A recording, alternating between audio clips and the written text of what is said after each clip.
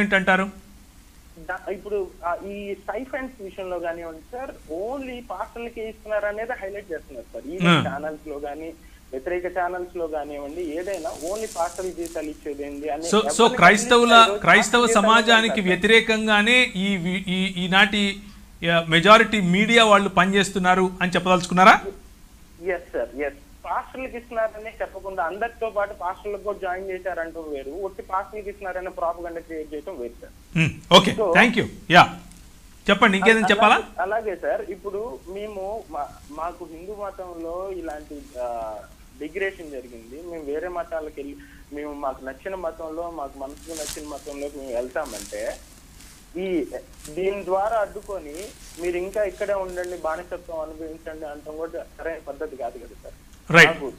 మాకు వచ్చిన right to religion హరిస్తున్నారు, atrocity కేసులు పెట్టుకోవడానికి అవకాశం లేకుండా చేస్తున్నారు. ఇలాంటి అన్ని చేసేదాన్ని మేము ఎందుకు పాటించాం అనేది. థ్యాంక్ యూ అండి. సో మొదటి ప్రశ్నకు సమాధానంగా, వెంకట్ గారు అడిగిన మొదటి ప్రశ్నకు సమాధానంగా, ప్రశ్న చాలా జటిలమైంది, సమస్య కూడా జటిలంగానే ఉంటుంది. ఒక సమాజం పైన కొన్ని దశాబ్దాలు, కొన్ని సంవత్సరాలు కాదు, కొన్ని దశాబ్దాలుగా దాదాపు 40 నుంచి 45 సంవత్సరాల వ్యవధిలో, అంటే 67 నుంచి 60లోనే 50 నుంచి వస్తే ఆ తర్వాత జరిగినటువంటి పోరాటం ఇప్పుడు 2021, దాదాపు 50 సంవత్సరాల పైబడి ఒక సమాజాన్ని ఒక ముగ్గు గీసి ఆ ముగ్గులో ఉంచి మిగిలిన వాళ్ళందరము పెరుగుతాము, మీరు మాత్రం అక్కడే ఉండండి అని అన్నప్పుడు, ఆ సమాజంలో ఉన్నటువంటి ఇండివిజువల్స్ను ఈ సిస్టమ్, అంటే ఒక చట్రంలా తయారైనటువంటి ఈ చట్ట ప్రాతిపదిక తెచ్చుకున్నటువంటి అనైతికమైనటువంటి సిస్టమ్ ఏదైతే ఉందో, అది ప్రజలను ఉత్పీడనలోనే మీరు ఉండండి అన్నట్లుగా వాళ్లను నిరుత్సాహపరిచింది. ఉత్పీడలోనే నేను ఎందుకు ఉండాలి అని ఇండివిజువల్ తన నైతికతను సైతం వదులుకునేలాగా ఈ చట్టానికి ఉన్నటువంటి అనైతికతను తీసుకొని వచ్చి ఈ చట్టంలో పెట్టారు. కాబట్టే ఈ సమాజం దానికి స్పందిస్తోంది. ఏమని స్పందిస్తుంది అని అంటే, మీరు ఈ ఎత్తేసారా, సరే మేము ఈ ఎత్తేస్తాం అని అంటున్నారు. దీనికి నైతికత అనైతికత అన్నటువంటి కోణంలో చూస్తే తప్పకుండా క్రైస్తవ సమాజంగా, బైబిల్ చదివేటటువంటి వాళ్ళంగా మేము ఈ ప్లాట్ఫామ్లో కూర్చుని మేము అందరం ఏమంటున్నాము అని అంటే, పోరాడదాం అని అంటున్నాం. పోరాడే సమయంలో కొంచెం సమస్యలు ఉంటాయి అని అంటున్నాం, పోరాడదాం అని అంటున్నాం. అలాగే ఎవరైతే ఆల్రెడీ ఇలాంటి రిజర్వేషన్స్కు సంబంధించినటువంటి వసతులు సంపాదించుకున్నారో అలాంటి వాళ్ళు దాన్ని వదిలివేయండి. అలా వదిలివేయాలనుకున్న వాళ్ళు ఒక్కసారి కనుక మనందరం కలిసి ఒక చోట కూర్చుంటే, గవర్నమెంట్ వాళ్ళ దగ్గరికి వెళ్ళి మనం ఒకే రోజు 10 లక్షల మందికి ఇమ్మని అడుగుదాం. మాకు బీసీసీ ఎందుకు అడుగుతాం? మాకు బీసీసీ అవసరమే, మాకు కులమే వద్దంటూ ఉంటే మాకు బీసీసీ అని ఇంకొకటి తీసుకొని వచ్చి కులం పెడుతున్నారు ఎందుకు?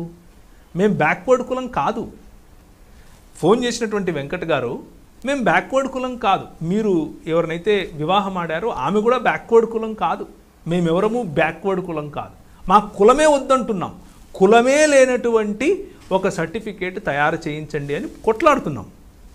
ఆ కులమే లేనటువంటి క్రైస్తవులుగా మమ్మల్ని గుర్తించి మాకు కావలసినటువంటి సదుపాయాలు 2% ఉంటే 2%, ఏ ప్రాంతంలో 10% ఉంటే 10%, 20% ఉంటే 20%, మాకు కావలసినటువంటి మా హక్కులు మాకు ఇవ్వండి అంటున్నాం. మేము కట్టే ట్యాక్సులకు, మేము చేసే పనులకు, మేము బ్రెడ్ దగ్గర నుంచి గుడ్డు కొనుక్కుంటే ప్రతి దాంట్లో ట్యాక్స్ కడుతూనే ఉన్నాం కదా. మరి మాకు ఇవ్వరా? ఏ గవర్నమెంట్ వాళ్ళు ఇంతవరకు ఫలానా క్రిస్టియన్ సమాజానికి ఇది అన్నటువంటి బడ్జెట్ పక్కన పెడతారా? పెట్టరు. అక్కడ నైతికత కనిపించదా? కనిపించాలి కదా. ఒక సమాజానికి ఇవ్వాల్సిన బడ్జెట్ ఇవ్వకుండా, ఇవ్వాల్సిన ప్రాతినిధ్యం ఇవ్వకుండా, వాళ్ళకి ఇవ్వాల్సినటువంటి స్థాయి ఇవ్వకుండా, స్థానం ఇవ్వకుండా వాళ్ళను ఇంకా ఉత్పీడనానికి గురి చేస్తే వాళ్ళు నైతికత చూస్తారు, నైతికతలో బ్రతకాలి అన్నటువంటి ఎక్స్పెక్టేషన్ మనలో ఉండొచ్చా? మనము ఆలోచించుకోవాలి. రెండవ ప్రశ్న, అంబేద్కర్ గారు క్రిస్టియానిటీని చదివిన తర్వాత బుద్ధిజంలోకి కొన్ని కారణాలకత్వాలకి వెళ్ళారు తప్ప, అంతేకాని నిజానికి ఆయన క్రిస్టియన్ అవ్వాలనుకున్నారు అన్నది కూడా ఇక్కడ రక్షణ టీవీ నుంచి చెప్పారు అని అన్నారు కదా. నిజమే. దానికి సంబంధించినటువంటి మన ఆధారాలతో ఒకరోజు తప్పకుండా ఒక మంచి ప్రోగ్రాం చేస్తాం. అయితే ఇంకొక కాల్ వస్తుంది, దాన్ని కూడా తీసుకుంటాను. హలో హలో వినిపిస్తుందా? ఓకే.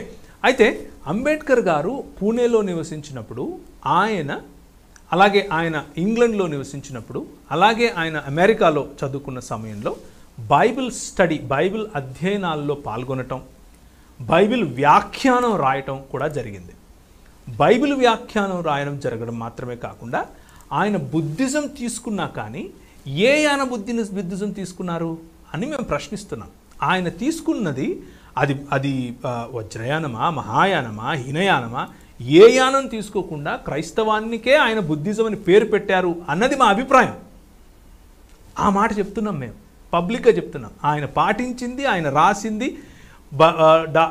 రాజ్యాంగంలో తెచ్చింది క్రైస్తవ భావజాలానికి సంబంధించినటువంటి మాటలే.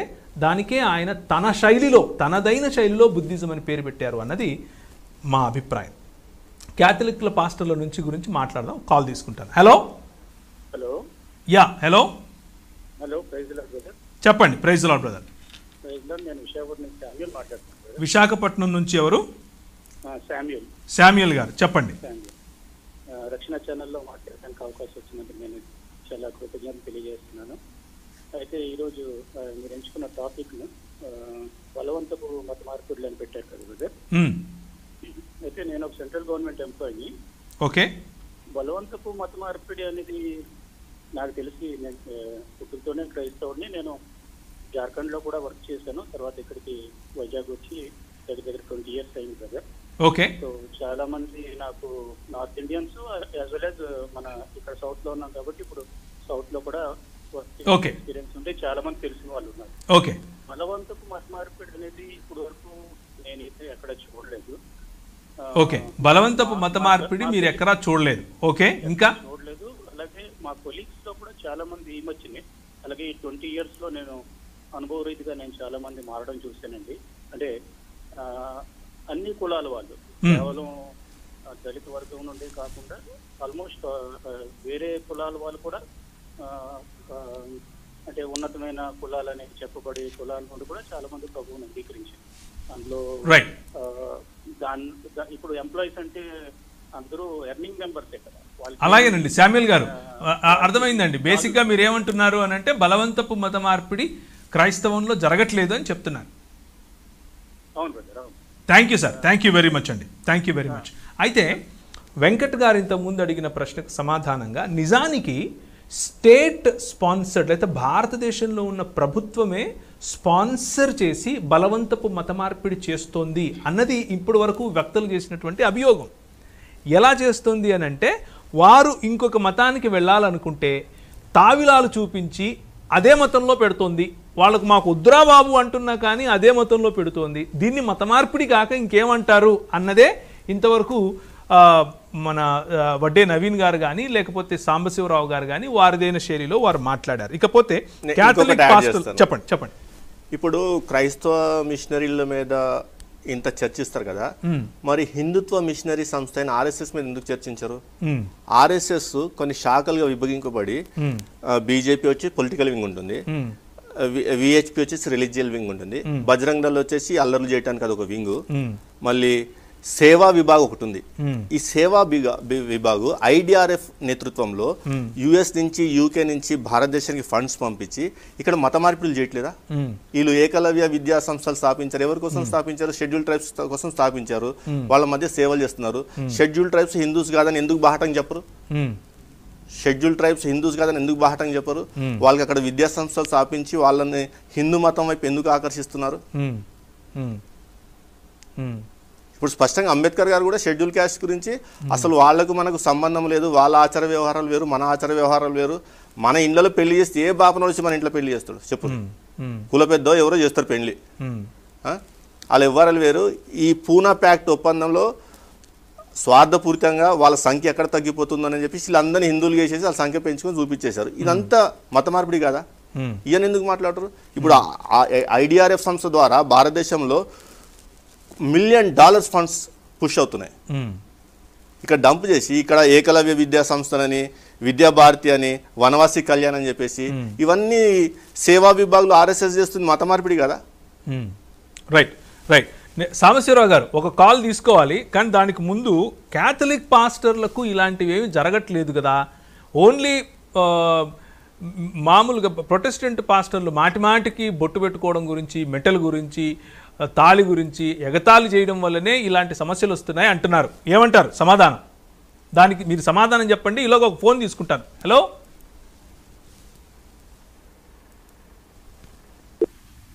హలో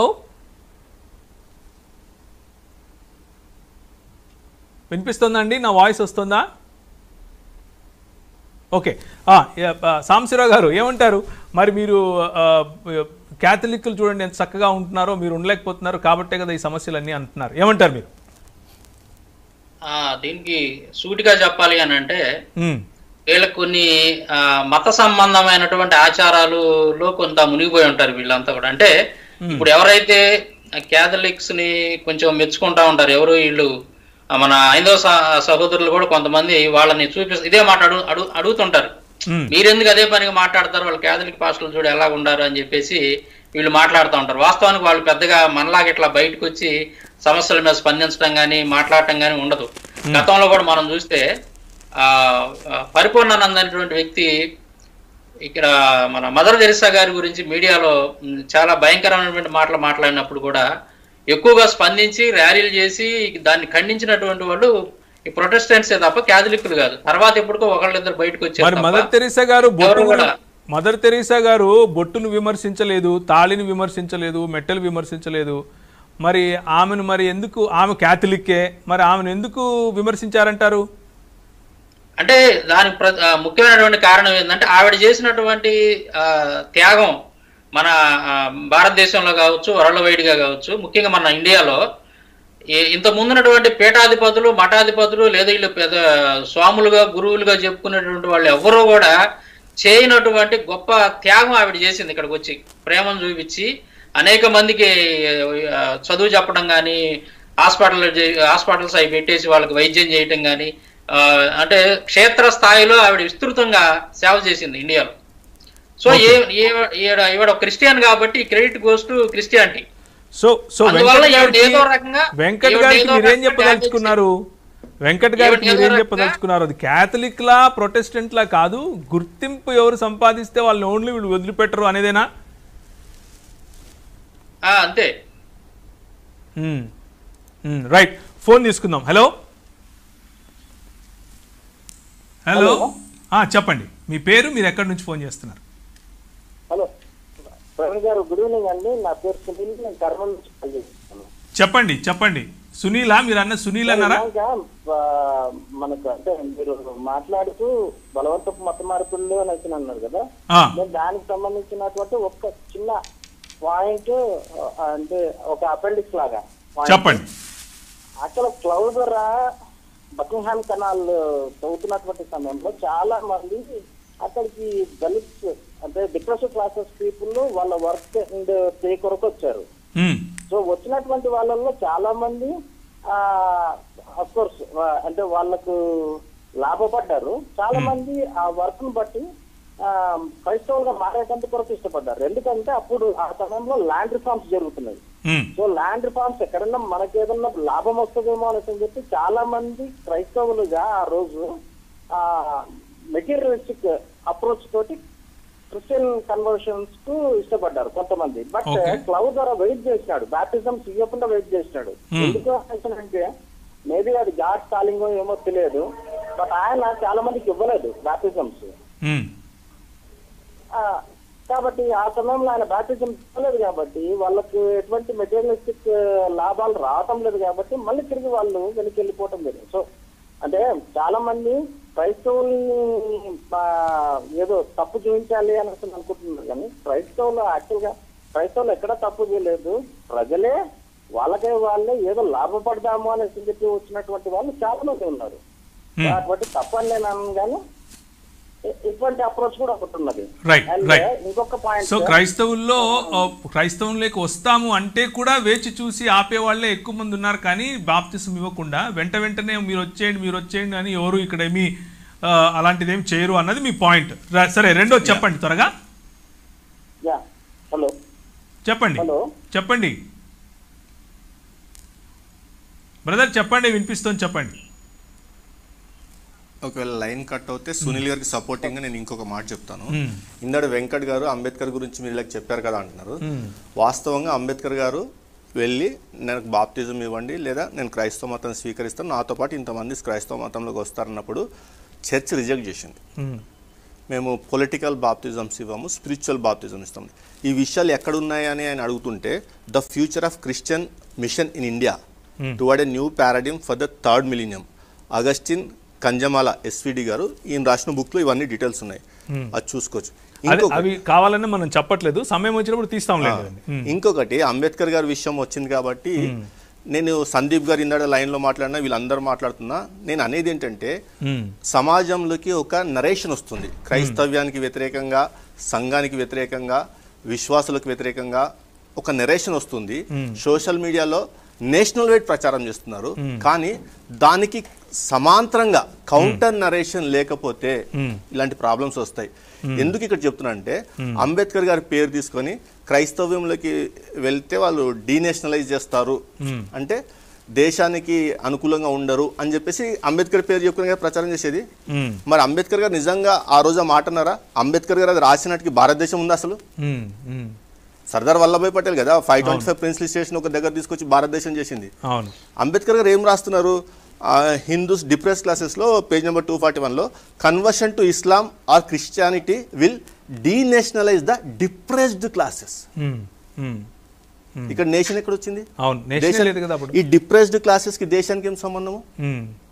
అంటే అంబేద్కర్ పేరు అడ్డం పెట్టుకొని వీళ్ళు చెప్తారు డీనేషనలైజ్ అవుతుంది నేషం అని చెప్పేసి అంబేద్కర్ ఆనాడే చెప్పారు, క్రైస్తవ్యంలోకి కానీ ఇస్లాంలోకి వెళ్తే కానీ. కానీ ఆయన అక్కడ వాడలేదే. సో మతం మారితే భారతీయత కోల్పోతారు, డీనేషనలైజ్ అవుతారు అన్నటువంటి దుష్ప్రచారం అంబేద్కర్ గారి పేరు మీద ఏదైతే చేస్తున్నారో ఆ దృక్పథం తప్పు. అది కాదు అక్కడ రాయబడింది. ఎందుకంటే అప్పటికి నేషనే లేదు, అప్పటికి ఇంకా భారతదేశం అన్నటువంటి ప్రిన్స్లీ స్టేట్స్ అన్నీ కలిపి ఫామ్ అయినటువంటి దేశం ఇంకా రాలేదు. భారతీయత ఉంది, కొన్ని వేల సంవత్సరాల నుంచి ఉంది, కానీ అది హిందుత్వం కాదు. భారతీయతే. ఇకపోతే క్యాథలిక్కులు మరియు క్యాథలిక్కుల గురించి ఎక్కువగా రావట్లేదు కదా అని వెంకట్ గారు అడిగారు. అలాంటి ప్రశ్న ఒకవేళ చాలామందికి ఉండొచ్చు కాబట్టి నేను ఒక మాట చెప్తాను. నేను ఉత్తర భారతదేశంలో 11 సంవత్సరాలు ఉండొచ్చాను. ఉత్తర భారతదేశాల్లో మొట్టమొదటిగా రేపులు జరిగేది నన్స్ పైననే. మొట్టమొదటిగా తన్నులు తినేది క్యాథలిక్ ఫాదర్సే. మొట్టమొదటిగా కూల్చివేయబడేది క్యాథలిక్కులకు ఉన్నటువంటి సంఘాలే. ఇవి మనకు తెలియకపోవచ్చు. మనకు ఇక్కడ తెలుగు రాష్ట్రాల్లో ప్రబలంగా ఉన్నది క్యాథలిక్ కానటువంటి ప్రొటెస్టెంట్ పాస్టర్లు కాబట్టి, కనిపించేది వాళ్ళు కాబట్టి, వాళ్ళపైన జరుగుతున్నటువంటి అట్రాసిటీస్ వెంటనే బయటకు వస్తాయి. మనలాంటి వాళ్ళు నోరిప్పి మాట్లాడతారు కాబట్టి. అంతేకాని వారిపైన తక్కువ జరుగుతోంది అని అనుకోవటం మాత్రం ఏమాత్రం తప్పు. అది తప్పుడు అవగాహన. ఫోన్ తీసుకుందాం. హలో హలో ప్రైజ్ లార్డ్ అండి, చెప్పండి మీ పేరు, మీరు ఎక్కడి నుంచి ఫోన్ చేస్తున్నారు? నా పేరు ఇమాన్యుయల్ గారు, చెప్పండి. అనంతపురం జిల్లా నుంచి మాట్లాడుతున్నాను. ఇమాన్యుయల్ గారు, అనంతపురం జిల్లా, చెప్పండి. అవును సార్. సార్ ప్రోగ్రామ్ బాగానే ఉన్నాయి సార్, మంచిగా ఉన్నాయి. ఇప్పుడు చాలా మందికి అవగాహన కలిగిస్తా ఉన్నాయి. Thank you. వినడం ద్వారా మాకు బైబిల్ జ్ఞానము, మరి బ్రాహ్మణులు చేసే వ్యతిరేకము దేవునికి చాలా తెలుసుకోగలుగుతున్నాం సార్. సంతోషం. పాయింట్కి వచ్చేసేయండి, మీ పాయింట్ ఏంటి? సార్ కొత్తగా ఏమంటే ఇప్పుడు వాళ్ళు బలవంతంగా మత మార్పిడి అన్నారు కదా సార్. బలవంతం మత మార్పిడి ఎంతవరకు చేయగలుగుతారు? ఒకరు నెల చేయగలుగుతారు, 2 నెలలు చేయగలుగుతారు. లేదంటే ఒకవేళ డబ్బులు ఇచ్చి మతం మార్పిస్తున్నారు అని అంటారు. మతం మార్పించినంత మాత్రాన గారు వాళ్ళు స్థిరంగా ఉండడానికి వీలు ఉండదు కదా సార్. అదే ఇమాన్యుయల్ గారు, మీకు ఎవరైనా ఇచ్చారా అని అడుగుతున్నాను. మీకు ఎవరైనా డబ్బు ఇచ్చారా సార్? మతం మారడానికి మీకు ఎవరైనా డబ్బులు ఇచ్చారా అని అడుగుతున్నాను సార్. అవును సార్. ఇప్పుడు బలవంతంగా మత మార్పిడి అన్నాడు. బలవంతంగా మత మార్పిడి చేస్తే ఇప్పుడు నేను ఉన్నాను. ఇప్పుడు ఇమాన్యుయల్ గారు నా ప్రశ్న సూటిగా వినండి.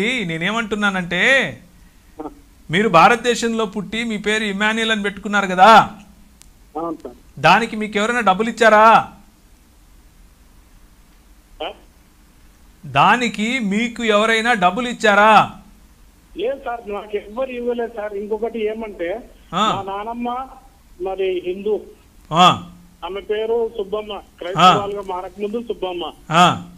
మా జేజీకి ఎవరు డబ్బులు ఇవ్వలేదు, బలవంతం చేయలేదు. మీ జేజీ అంటే మీ నాయనమ్మ? బలవంతం చేయలేదు. నాన్నకు కాళ్ళు బాగలేనప్పుడు, మోకాళ్ళ నొప్పి ఉన్నప్పుడు యేసు క్రీస్తు ప్రభువు ప్రత్యక్షమైనాడు ఆమెకు.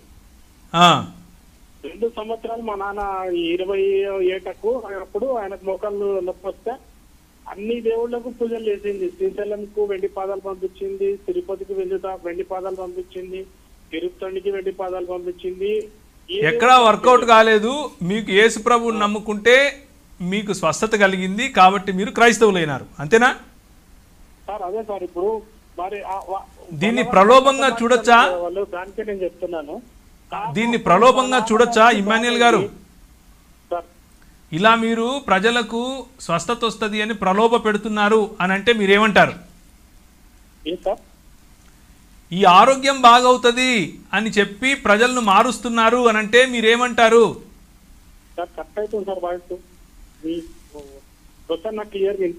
సరే సరే, పర్వాలేదులేండి. తర్వాత మళ్ళీ ఇంకోసారి మీరు ఫోన్ చేయండి, లైన్ సరిగ్గా ఉన్నట్లేదు. తర్వాత మళ్ళీ మాట్లాడదాం. సో ఇప్పుడు ప్రలోభ పెట్టడం అనే దాని గురించి మాట్లాడదాం. ఎందుకంటే బలవంతపు మత మార్పిడిలో డబ్బులు ఇవ్వటం, ప్రలోభ పెట్టడం గురించి మాట్లాడుతున్నారు. ఇప్పుడు ఇమ్మాన్యుయల్ గారు చెప్పినట్లు వాళ్ళ నాయనమ్మ అంటే వాళ్ళ జేజీ అంటే వాళ్ళ నాయనమ్మ, మా ఊర్లలో జేజీ అనే పిలుస్తారు. వాళ్ళ జేజీ ఫస్ట్ సారిగా కాలేదో బాగలేకపోతే యేసుప్రభుని నమ్ముకుంటే స్వస్థత పడింది అని అంటున్నారు. సరే, ఇప్పుడు మీరు ఫలానా దేవుణ్ణి నమ్ముకుంటే మీకు బాగవుతుంది అని చెప్పడం ప్రలోభం కాదంటారా? ఎట్లవుద్దండి? ఇప్పుడు నాది కరీంనగర్, మాకు వేములవాడ ఉంది. వేములవాడలో సైక్రాటిక్ పేషెంట్ అంటే మతి భ్రమించిన వాళ్ళు ఎక్కువ అక్కడ తీసుకొస్తే అక్కడ బాగవుద్ది, అక్కడ గొలుసులతో కట్టేస్తారు. ఎందుకు వస్తారు? అది నమ్మకం. ఇప్పుడు అక్కడ పని చేయలేదు అనుకోండి, ఇంకో దేవుడి దగ్గరికి వెళ్తారు. అలా వెళ్ళినప్పుడు సపోజ్ క్రైస్తవ్యంలో క్రీస్తు దగ్గరకు వచ్చినప్పుడు వాళ్ళకి స్వస్థత జరిగింది అనుకో, అది వ్యక్తిగత అనుభవమే కదా, అంతేగాని ప్రలోభం కాదంటారా? ప్రలోభం ఎట్లవుతుంది? మీరు హిందూ, నేను క్రిస్టియను, మీరు సఫర్ అవుతున్నారు, మీరు అన్ని తిరిగేశారు, 33 కోట్లు ఎంత ఉందో తిరిగేశారు. నేను ఒకటి చెప్తా, అది ఇన్ని తిరిగినావు కదా, ఏం కాలే కదా, ఒకసారి మా దేవుని దగ్గర కూడా పోయి అడుగు అని అంట. జస్ట్ ఇప్పుడు ఒక సపోర్టివ్గా మాట్లాడతా. మీరేమనుకుంటారు, అవును కదా ఇన్ని తిరిగినా కదా, సరే వీళ్ళ దగ్గర ఏముందో పోదామని చెప్పి పోతారు. పోయినప్పుడు ఆ మిరాకిల్ జరిగింది అనుకోండి, లేకపోతే స్వస్థత మీకు జరిగింది అనుకోండి, అది మీ వ్యక్తిగత అనుభవమా, లేకపోతే నేను ప్రలోభ పెడితే మీకు అది జరిగిందా? ఏ ప్రలోభం ఇస్తే మీకు అది జరుగుతుంది? అంటే పర్సనల్ ఎక్స్పీరియన్స్ కదా. ఆ పర్సనల్ ఎక్స్పీరియన్స్ నుంచి ఆలోచన వస్తుంది, అరే ఇంతమంది దగ్గర పోయినా కుదరలే కదా, ఈయన దగ్గర పోతే కుదిరింది కదా, ఇక ఈయననే నిజమనే దేవుడేమో అని చెప్పేసి కంటిన్యూ అయిపోతారు. రైట్.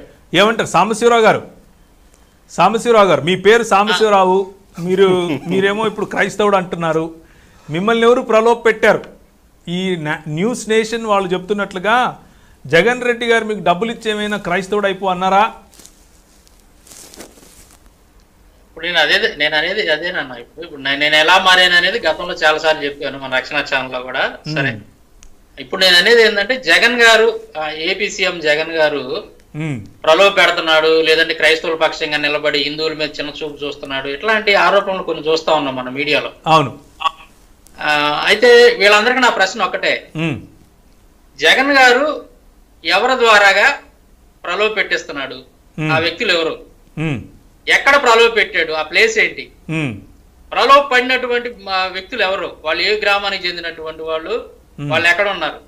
ఆ పాస్టర్ గారి పేరేంటి? లేదా ప్రలోభ పడినటువంటి వ్యక్తులు ఎవరు? ఏ ఊర్లో ఇది జరిగింది? ఈ మీడియా వాళ్ళు గాని లేదా దుష్ప్రచారం చేసే వాళ్ళు గాని ఎలాగా దీన్ని ఎక్కడ చూసి ఈ విధంగా మాట్లాడుతున్నారు? ఏ ఆధారం తీసుకొని, ఏ ఎవిడెన్స్ ప్రకారం వీళ్ళు ఈ మాటలు మాట్లాడుతున్నారు? ఆ ఎవిడెన్స్ పెట్టండి స్క్రీన్ మీద, మీ మీడియాలో పెట్టేసేయండి. ఇంకా గొడవ లేకుండా పోయింది కదా, ఇంకెందుకు పొద్దుగులు? వాళ్ళకి ఎవిడెన్స్ తీసుకురావడం చాలా ఈజీ. గల్లీకి మత మార్పిడి శాఖలు ఉన్నాయి, వాళ్ళు ఆర్ఎస్ఎస్ ఉన్నాయి కదా. నేను అదే ప్రతి చోట మీ వాళ్ళు ఉన్నారు కదా, మీ వాళ్ళే ఎక్కువ మంది ఉన్నారు. ఒకవేళ పాస్టర్లు ఎవరైనా ప్రలోభ పెడుతున్నా, ఇప్పుడు పాస్టర్లు ఒక ప్రశ్న, పాస్టర్లు మీరు పరలోకం పోతారు, మీకు కాలు ఇరిగితే బాగైతుంది, మీకు తలనొప్పి వస్తే బాగైతుంది అని చెప్పడం ప్రలోభం కాదంటారా? మరి అట్లా అనుకుంటే మరి మా ఏరియాలో కూడా కొంతమంది ఏమంటారంటే ఎవరైనా ఆరోగ్యం బాగాలేకపోతే మీకు ఎవరైనా చేతబడి చేశారో, మీకు ఏమైనా దయ్యాలు పెట్టినాయో, మీరు ఆంజనేయులు గుడి ఉంది అక్కడ పోండి, మన దేవుడు మంచి ఇదిగాల్లో కూడా దెయ్యాలు పారదోలుతాడు వెళ్ళండి అని చెప్పి చాలా మంది చెబుతా ఉన్నారు. మరి ఒప్పుకుంటారా వాళ్ళు? అంకమ్మ గుడి కానీ, తర్వాత పోలేరమ్మ గుడి కానీ, ఇక్కడికి ఆదివారాలు గుట్ల వస్తా ఉంటారు, అడిగి చెబుతుంటారు, వీళ్ళే ప్రచారం చేస్తుంటారు, మీ సమస్యలు పోతాయి, మీ దెయ్యాలు వెళ్ళిపోతాయి, ఈ దేవతలు వీళ్ళంతా నయం చేస్తారు రండి అని చెప్పేసి పిలుస్తా ఉంటారు. మరి వీళ్ళు వాళ్ళు కూడా ప్రలోభ పెడుతున్నారని చెప్పి ఒప్పుకుంటున్నారా వాళ్ళు? వాళ్ళకి నా ప్రశ్న ఇది. అంటే ఇంకొక మాట కూడా మీరు అంటే మీ ఇద్దరు ఎవరైనా చెప్పొచ్చు. ఒక ప్రశ్న వేస్తాను, తర్వాత కాల్ తీసుకుంటాను. కాల్ ఉంది, కాల్ తీసుకున్న తర్వాత ఆన్సర్ మీరు చెప్తారు. కానీ ఇప్పుడు మీరు మాటికి సినిమాల పేరిట, ప్రోగ్రామ్స్ పేరిట టీవీలు పెట్టి ఎంతసేపు యేసు ప్రభు దేవుడు, యేసు ప్రభుని నమ్ముకోండి, యేసు ప్రభుని నమ్ముకోండి అని ప్రజలను మీరు దాన్ని ఏమంటారు, మైండ్ వాష్ చేస్తున్నారు. దాని ద్వారా మీరు ప్రలోభ పెడుతున్నారు, దాని ద్వారా మీరు మతంలోకి కన్వర్ట్ చేస్తున్నారు అని అంటే మీరేం చెప్తారు? సమాధానం ఉండండి, ఫోన్ తీసుకుంటాను. హలో హలో హలో, చెప్పండి మీ పేరు, మీరు ఎక్కడి నుంచి ఫోన్ చేస్తున్నారు? సార్ వాయిస్ బ్రేక్ అవుతుంది సార్, నా పేరు ప్రవీణ్ కుమార్ సార్. సార్ ప్రవీణ్ కుమార్ గారు చెప్పండి, మీరు ఎక్కడి నుంచి ఫోన్ చేస్తున్నారు? Sir Kurnool district Mantralayam sir. Okay చెప్పండి, మీరు ఏం చెప్పాలనుకున్నారు? సార్ వాయిస్ పర్లేదు, మీరు మాట్లాడండి, మాకు వినిపిస్తోంది, చెప్పండి. వాయిస్ సరిగా వినిపించట్లేదు సార్, అది ప్రాబ్లం సార్. నాకు మీరు మాట్లాడేది వినిపిస్తుంది, మీరు మాట్లాడండి. మీరు మాట్లాడండి ప్రవీణ్ గారు, మీరు మాట్లాడండి. సారీ సార్, మీ వాయిస్ వినిపించట్లేదు. ప్రస్తుతం నేను ఏం చెప్పాలనుకుంటున్నానంటే, హలో చెప్పండి చెప్పండి. సార్ నా పేరు Praveen Kumar sir, from Mantralayam sir. Sir ముఖ్యంగా మీ దగ్గర జరుగుతున్న వ్యక్తులందరికీ సార్, నవీన్ అన్న ఇందాక నవీన్ బ్రదర్ ఒక టాపిక్ చెప్తున్నారు సార్. అదే అది హిందూయిజము ఎలా అంటే మత మార్పిడి ఎలా చేశారో అన్న టాపిక్ కంటిన్యూ చేయమని రిక్వెస్ట్ సార్. అంతే. సరే సరే చేద్దాం. రైట్. మీ ప్రశ్న నేను కంక్లూడ్ చేస్తాను ప్రవీణ్ బ్రదర్, కంక్లూడ్ చేస్తాను. ఎందుకంటే నేను ఆదిశంకరుని దగ్గరికి కావాలని తీసుకొచ్చి ఆపాను. ఎందుకంటే కంక్లూజన్ అక్కడి నుంచి హిందూ మతం స్టార్ట్ అవుద్ది. శైవ సాంప్రదాయం కానీ, వైష్ణవ సాంప్రదాయం కానీ అవన్నీ మాట్లాడదాము, ఇంకా టైం ఉంది మనకి. సో ఇక్కడ మీరు మాధ్యమాల ద్వారా బ్రెయిన్ వాష్ చేసి కన్వర్ట్ చేస్తున్నారు కదా. మీరు పొద్దుస్తమానం కరోనా టైంలో కూడా పొద్దున సాయంత్రం రామాయణం మహాభారతం అనేది చంపినారు కదా, ఫ్రీగా దొరుకుతుంది నేషనల్ డిడి ఛానల్ అని చెప్పేసి. అది ఎట్లా అర్థం చేసుకోవాలా? అది భారతదేశానికి హిందూ మతం మేము స్టేట్ రిలీజన్ కాదు కదా. ఒక స్టేట్ గవర్నమెంట్ ఒక రిసోర్స్ ఉపయోగించుకొని నువ్వు ఒక మతానికి సంబంధించినవి వేసేస్తున్నావు కదా. అది కూడా చారిత్రక ఆధారాలు దేనికి లేవు కదా. రామాయణానికి చారిత్రక ఆధారాలు లేదు, మహాభారతానికి చారిత్రక ఆధారాలు లేదు. అసలు వైదిక సంస్కృతికి మా దేశంలో ఆధారాలు ఎవరో బాబు అంటుంటే ఆధారాలు చూపించండి, ఆర్కియలాజికల్ ఎవిడెన్సెస్ చూపించండి. ఇదిగో ఈ టైంలో మీ సనాతన ధర్మం అయినప్పుడు రామాయణము మహాభారతం పోయినాక ఇండస్ వ్యాలీ సివిలైజేషన్ వచ్చేసి కంప్లీట్ చేంజ్. వీళ్ళకేమో లిపి ఉంటుంది, వాళ్ళకేమో లిపి ఉండదు. అలాగే భాష మాట్లాడితే దాన్ని రాస్తానికి ఉండదు. వీళ్ళకి లిపి ఉంటుంది, భాష ఉంటుంది, వీళ్ళకు సంస్కృతి ఉంటుంది. మళ్ళీ సడన్ గా దాని తర్వాత వచ్చిన వైదిక సంస్కృతి ఏమో గుడిసెల్లోకి పోతారా? డైరెక్ట్ బిల్డింగ్ నుంచి డైరెక్ట్ గుడిసెల్లోకి వెళ్ళిపోతారు సంస్కృతి ఎక్కడైనా. సో మీరేమంటారు? ఇంతకు భారతదేశానికే మత మార్పిడి చేశారంటారా? మరి మీ మాధ్యమాలను ఉపయోగించుకొని ఫ్రీగా గవర్నమెంట్ రీసెర్చ్ ఉపయోగించుకొని మీరు చేసినారు మత మార్పిడి, బ్రెయిన్ వాష్ మీరు చేసినారు. పొద్దు నుంచి రామాయణం రాముడు అని ఎట్లా తెలిసింది మాకు రాముడు అని? అట్టి అది ఆయన దయానంద్ సాగర్ ఎవరో ఉండగా ఆయన టీవీ సీరియల్ చూసే కదా పొద్దున 9 గంటలకు ఆదివారం కూర్చుంటే రాముడు ఉన్నాడు, ఈ దేశంలో రామాయణం జరిగింది, తర్వాత మహాభారతం కూడా ఆయన టీవీ సీరియలే కదా. సో మీరు చేసినారు మత మార్పిడి, మేం చేయలే. మేమేమనంటే ఇట్లా మా ప్రైవేట్ మాధ్యమాల ద్వారా ఏమైనా మాట్లాడతాం కావచ్చు. మీరు ఫ్రీగా స్టేట్ రిలీజన్ కాదు మీది. స్టేట్ రిలీజన్ కానప్పుడు స్టేట్ రిసోర్స్ని ఎట్లా వాడుకుంటారు? వాడుకొని మీరు రామాయణం మరి యేసుప్రభు మీద ఎందుకు ప్రచారం చేయలేదు, ఇస్లాం మీద ఎందుకు ప్రచారం చేయలేదు టీవీలలో?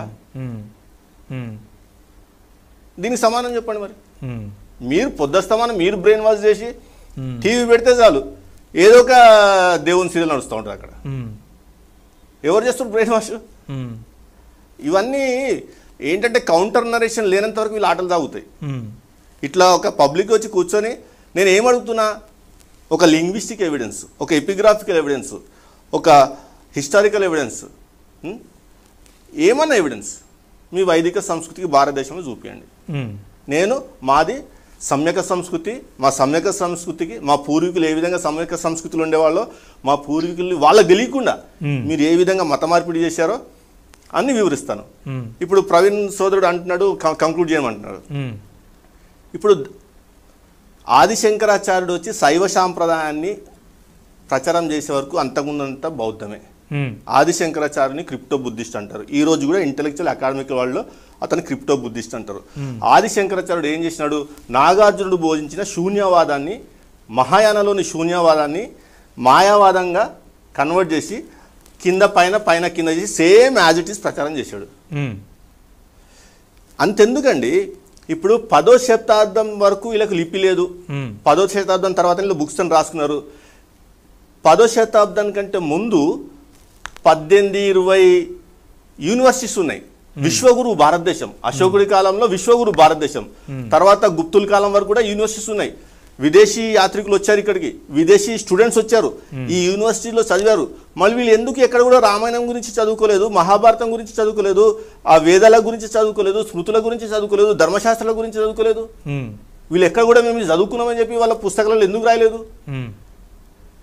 ఆదిశంకరాచార్యుడు వచ్చినాక వీళ్ళు దేవనాగరి లిపిని ఉపయోగించుకొని వీళ్ళు గ్రంథస్థం చేయడం స్టార్ట్ చేశారు.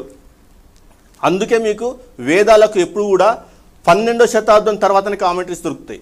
సైనాచార్యుడు కానీ, ఉవాత కానీ, మాధవాచార్యుడు కానీ వీళ్ళు ఎప్పటి వాళ్ళు, వీళ్ళు రాసిన కామెంటరీస్ ఎప్పటి?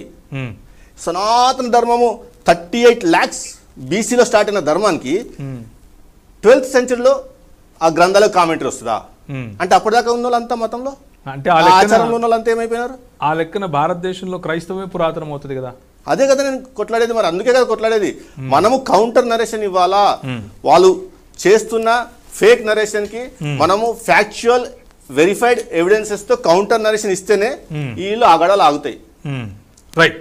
సో ఇదండి ఈరోజు అసలైన ప్రశ్న సిసలైన జవాబు కార్యక్రమంలో మనకున్నటువంటి ప్రశ్నలు, వాటికి సమాధానాలు. ముఖ్యంగా భారతదేశంలో ఉన్నటువంటి క్రైస్తవ సమాజాన్ని ఎవరూ కూడా మీరు మొన్న వచ్చిన వాళ్ళు, మొన్న వచ్చి భారతదేశంలో ఉన్న వాళ్ళని మత మార్పిడి చేస్తున్నారు అని అంటే మనం చూసి పడి విని వెళ్ళాల్సిన అవసరం లేదు. ఎందుకు అనంటే, మొదటిదిగా మనం బానిసత్వంలోనే ఉండే విధంగా ఇక్కడ ఉన్నటువంటి ప్రభుత్వాలు 1911 వరకు జరిగినటువంటి సెన్సెస్లో హిందూ అన్న పదమే లేనటువంటి ఈ ప్రభుత్వ లెక్కల్లో ఆ తర్వాత హిందూ అన్న పదాన్ని చేర్చి, ఆ తర్వాత వాళ్ళకు ఉన్నటువంటి కులాల వారీగా వాళ్లకు రిజర్వేషన్స్ అన్నవి రాజ్యాంగం రాసిన తర్వాత వాటిని ఉపయోగించుకుని తక్కువ కులాల వాళ్ళు ఎక్కడ పైకొస్తారో అన్నటువంటి ఒక అభద్రతా భావంలో వాళ్ళపైన ఈ క్రైస్తవంలోనికి వెళితే మాత్రం రిజర్వేషన్ చెల్లదు అన్నటువంటి ఒక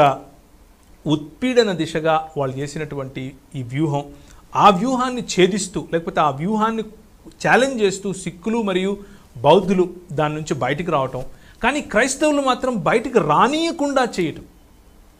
50 సంవత్సరాలుగా వాళ్ళు అలాగే మగ్గుతూ ఉండటం, అలాగే అబద్ధపు జీవితం జీవించే విధంగా ఒక స్టేట్ అంటే ఒక దేశంలో ఉన్నటువంటి చట్టపరమైనటువంటి ఉత్పీడనం జరుగుతూ ఉంటే దేశము యొక్క ఈ చట్టానికి ఉన్న నైతికతను ప్రశ్నించాలి. మనం ఇండివిజువల్కు ఉన్న నైతికత కాదు.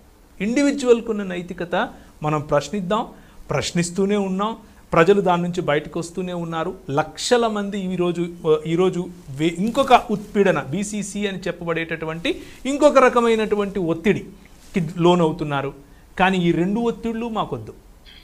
మమ్మల్ని క్రైస్తవులుగా గుర్తించండి, మాకు ఇవ్వాల్సినటువంటి సదుపాయాలు మాకు ఇవ్వండి, మేము కట్టే ట్యాక్సులతోనే, ఇది మా హక్కు, మీరు మాకు పెట్టే భిక్షం కాదు. Right? I hope you get the point. మా హక్కు, మేము కట్టే ట్యాక్సులు మాకు ఇవ్వండి.